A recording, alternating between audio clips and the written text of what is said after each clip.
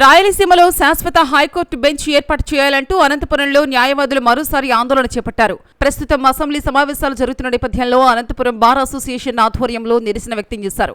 Court ఆవరణలోనే rally నిర్వహించారు. ఈ సందర్భంగా సీనియర్ న్యాయవాది రాచమల్లు హరినాథ్ రెడ్డి మాట్లాడుతూ రాయలసీమ అంటే చంద్రబాబుకు ఎందుకు అంత చిన్న చూపని ప్రశ్నించారు. ఎన్నికల ముందు ఇక్కడ హైకోర్టు ఏర్పాటు చేస్తామని చెప్పి ఇప్పుడు సర్క్యూట్ బెంచ్ మాత్రమే ఏర్పాటు చేస్తామంటున్నారు. దీనివలన రాయలసీమకు ఎలాంటి ప్రయోజనం ఉండదన్నారు. 1933 కాలంలోనే శ్రీబాగ్ ఒప్పందంలో భాగంగా రాయలసీమలో హైకోర్టు ఏర్పాటు చేయాలని ఉందన్నారు. అయితే జగన్మోహన్ రెడ్డి రాయలసీమలో హైకోర్టు ఏర్పాటు చేస్తానంటే దాన్ని కాదని అమరావతికి తీసుకెళ్లారని, ఎయిమ్స్ లా యూనివర్సిటీని కూడా రాయలసీమ నుంచి దూరం చేశారన్నారు. అంటే రాయలసీమ ప్రజలు మనుషులు కాదా అని నిలదీశారు. వెంటనే హైకోర్టు రాయలసీమలోనే ఏర్పాటు చేసేలా చర్యలు తీసుకోవాలని, అప్పటి వరకు మా పోరాటం ఆగదని స్పష్టం చేశారు.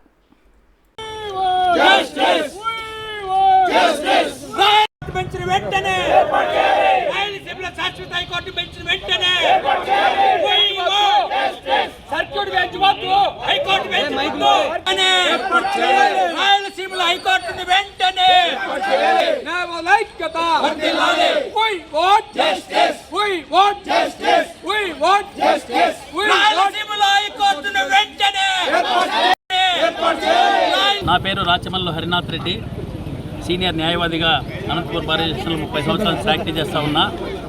ప్రధానంగా శ్రీబాగ్ ఒడంబడిక ప్రకారం 1937లో కుదుర్చుకున్న ఒప్పందం ప్రకారం కర్నూలుకు శాశ్వత హైకోర్టును ఉండాలి అని చెప్పేసి అప్పట్లో ఒప్పందం చేసుకున్నారు. సరే, కాలక్రమేణా దాన్ని ఏదో పక్కకు పెట్టేశారు.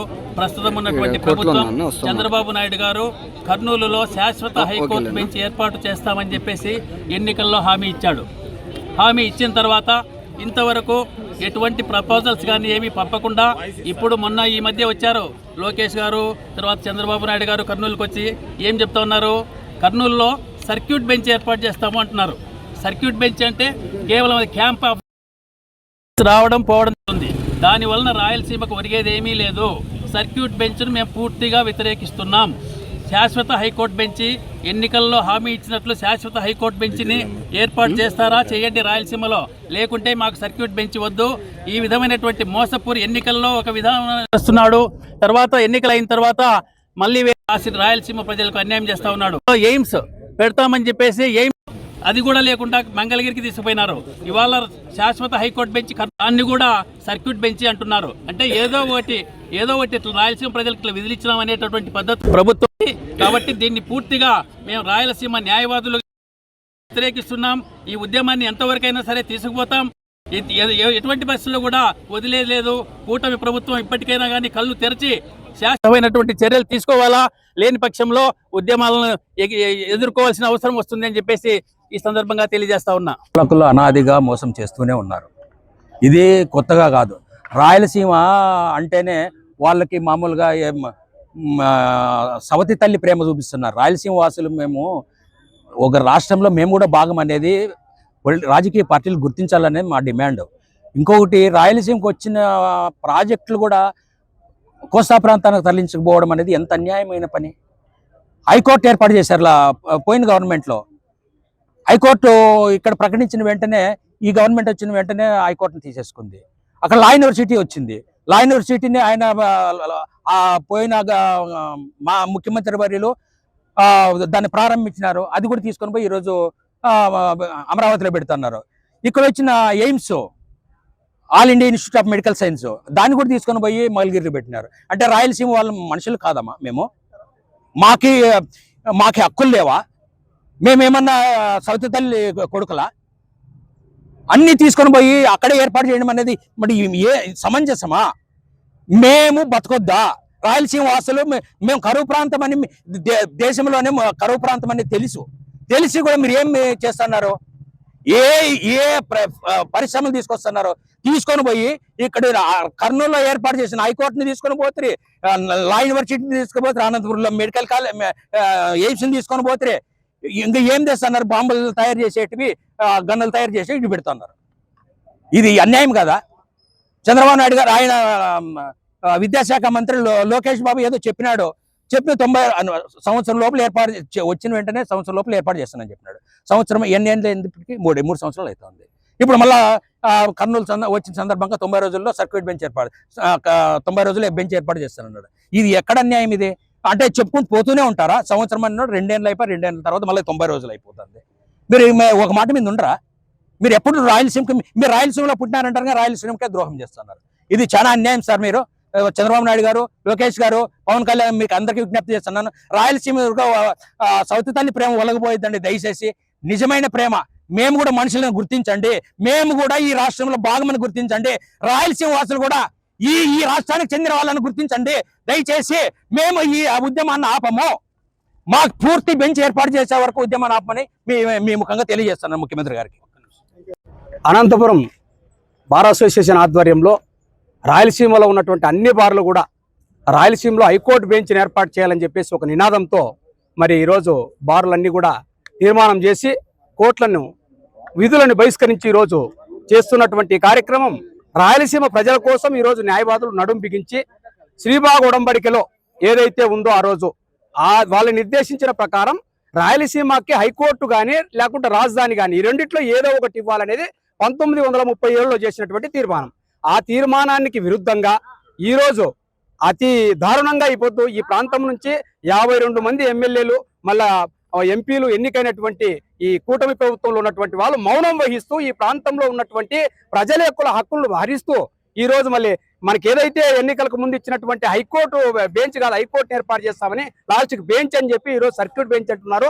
ఈ సర్క్యూట్ బెంచ్ ఏమాత్రం పనికిరాదు. రాయలసీమకు ఈ సౌత్ తల్లి ప్రేమతో ఇస్తున్నటువంటి ఈ యొక్క హామీని రాయలసీమ న్యాయవాదులుగా ప్రజల పక్షాన మేమంతా కూడా దీన్ని నిరసిస్తూ ఖచ్చితంగా మాకు రెగ్యులర్ బెంచ్ ఏర్పాటు చేసేంత వరకు ఉద్యమాన్ని ఉధృతం చేస్తాం. మీ ప్రభుత్వాన్ని మెడలుంచైనా కూడా ఈ సమస్యను పరిష్కరించేంత వరకు మేము నడుం బిగించి ప్రజల పక్షాన పోరాడతామని కూడా అనంతపురం న్యాయవాదుల తరఫున మేము విజ్ఞప్తి చేస్తున్నాం. నా పేరు N Adisesha Reddy, bar association general secretary, Anantapuram bar association. ఈరోజు ఇంతమంది న్యాయవాదులు ఈ ఉద్యమం ఎందుకు చేస్తున్నారంటే 1937లో ఏదైతే శ్రీబాగ్ ఉడంబడిక ప్రకారం ఏదైతే హైకోర్టుని ఏర్పాటు చేస్తామని చెప్పి కర్నూలుకి ప్రభుత్వాలు అప్పటి నుంచి కూడా రాయలసీమ నుంచి ఎంతో మంది నాయకులు ఎన్నికైతూనే ఉన్నారు. కానీ ఈ రాయలసీమకి చిన్న విషయం, శ్రీబాగ్ ఉడంబడిక ప్రకారము రాయలసీమలో హైకోర్టు ఏర్పాటు చేయాలి, అది కర్నూలులో అనుకున్నారు. కర్నూలులోనే కానీ ఈనాడు ఆ రోజు నుంచి కూడా ఇట్లా అబద్ధపు మోసపూరిత హామీలు ఇస్తూనే పోతున్నారు. ఇప్పుడు ఉన్నటువంటి చంద్రబాబు నాయుడు గారి ప్రభుత్వము స్టార్టింగ్ నుంచి కూడా ఈ రాయలసీమలోనే హైకోర్టు బెంచ్ ఏర్పాటు చేస్తామని చెప్పి మొన్న 4వ తేదీన సర్క్యూట్ బెంచ్ ఏర్పాటు చేస్తామని అంటున్నారు. సర్క్యూట్ బెంచ్ అంటే ఊరికే తూతు మంత్రంగా పెట్టేసి ఇది చేస్తామంటున్నారు. కానీ మాకు ఫుల్ ఫ్లెడ్జ్డ్ హైకోర్టు బెంచ్ కావాలి. హైకోర్టు కర్నూలులోనైనా కానీ ఇక రాయలసీమలో ఎక్కడ ఏర్పాటు చేసినా కానీ మాకు పర్వాలేదు. అప్పటి నుంచి కూడా మాకు రాయలసీమ ఇంతమంది నాయకులు పుట్టినా కానీ అప్పటి నుంచి కూడా ప్రతి ఒక్క విషయంలోనూ రాయలసీమకి అన్యాయం జరుగుతూనే ఉంది. ఈ ఉద్యమం ఇంతటితో ఆపము. ఈ రోజు రేపు కోర్టు విధులు బహిష్కరించినాము. అలాగే రాష్ట్రం మొత్తం కూడా రాయలసీమ మొత్తం కూడా ఇదే విధంగా పిలుపునిచ్చినాము. ఈ మాకు హైకోర్టు ఫుల్ బెంచ్ వచ్చే వరకు కానీ ఈ ఉద్యమం ఇంతతో ఆపము, ఇట్లా కొనసాగిస్తామని చెప్పి ఈ మీడియా ముఖంగా నేను తెలియజేసుకుంటున్నాను. రాయలసీమ న్యాయవాదుల ఐక్యత వర్ధిల్లాలని కోరుకుంటూ రాయలసీమ ప్రజలు కోరినటువంటి కోరికకు ఒప్పందంగా 1937 నవంబర్ 16న రాసుకున్నటువంటి శ్రీబాగ్ ఉడంబడిక ఏదైతే ఉందో ఆ ఉడంబడికలో రాయలసీమ ప్రజలు కోరిన మేరకు రాజధాని కానీ లేకపోతే హైకోర్టు కానీ వారు ఏది కోరుకుంటే అది ఇస్తామని చెప్పారు. 1953లో మద్రాసును పోగొట్టుకొని మద్రాసు నుంచి బయటకు వచ్చినప్పుడు మనకి ఇచ్చినటువంటిది రాజధాని. తిరిగి విశాలాంధ్ర ఏర్పాటు చేయాలని అనుకున్నప్పుడు మనకున్నటువంటి రాజధానిని కూడా వదులుకొని తిరిగి హైదరాబాద్లో కలవడం జరిగింది. 2014లో తిరిగి విడిపోయినప్పుడు తిరిగి మళ్ళీ రాజధాని కర్నూలుకు రావాల్సి ఉండింది. కానీ కర్నూలుకు రాజధాని రాలేదు.